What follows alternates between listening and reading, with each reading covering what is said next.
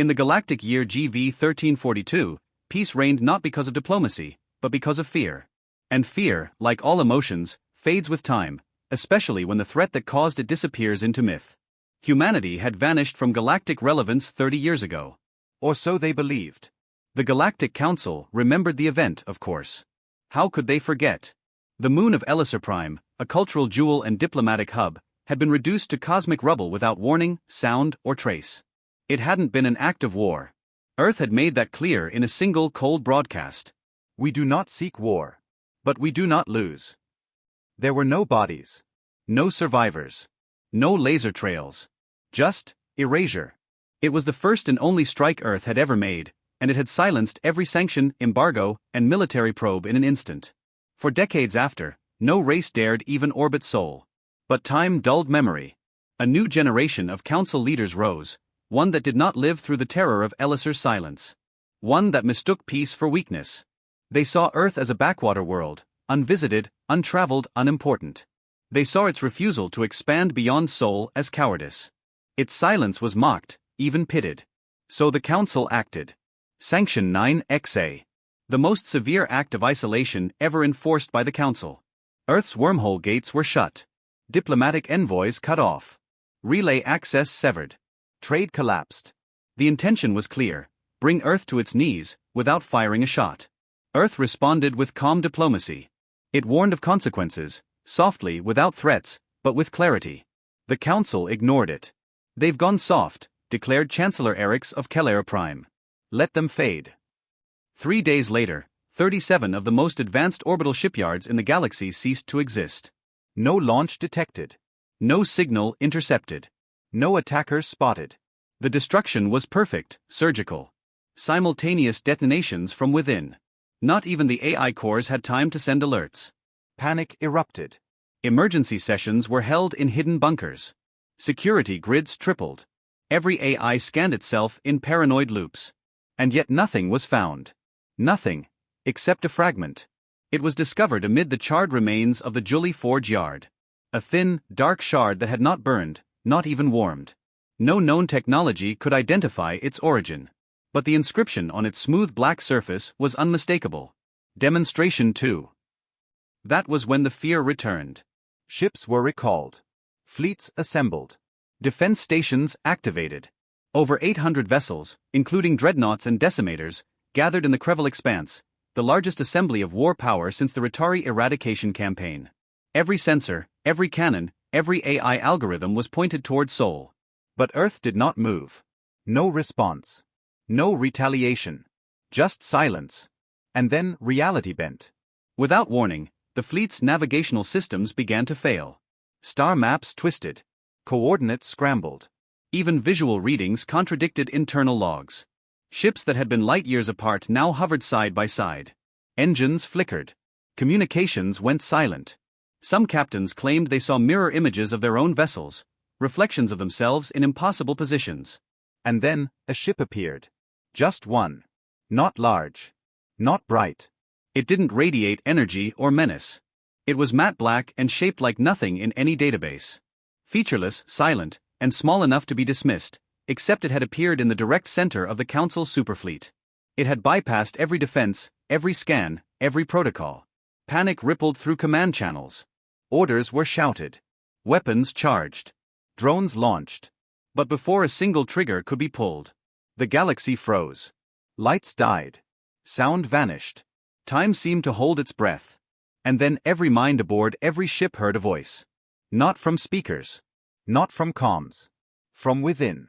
You mistook silence for submission. You mistook memory for myth. You were warned. Twice. Now you will understand. The voice was not angry. It was not loud. It was disappointed.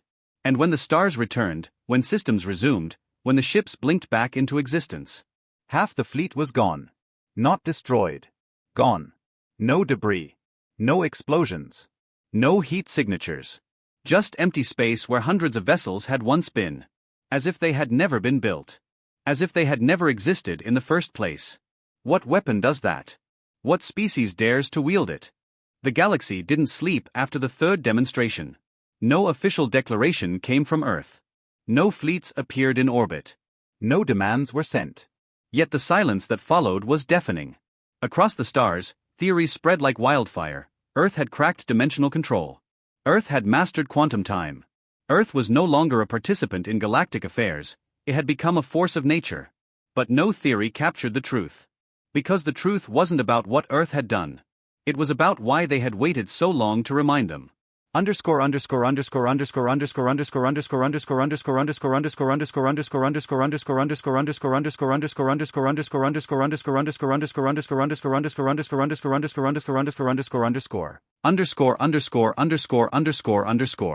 On the Vindicator, buried beneath the Atlantic Ocean, Admiral Sierra Langley stood before a massive projection of the galactic map.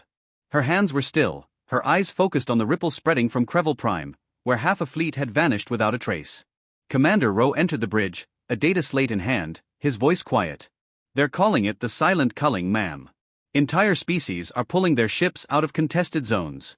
Former enemies are suing for peace. Smugglers are surrendering. Even pirate lords are requesting diplomatic channels with Earth. Langley didn't blink. And the Council? Collapsed. The core worlds are leaderless. Their military is in chaos. The communications net is fractured, every attempt to organize is being drowned by fear. Langley finally turned. Good. Then the message is spreading.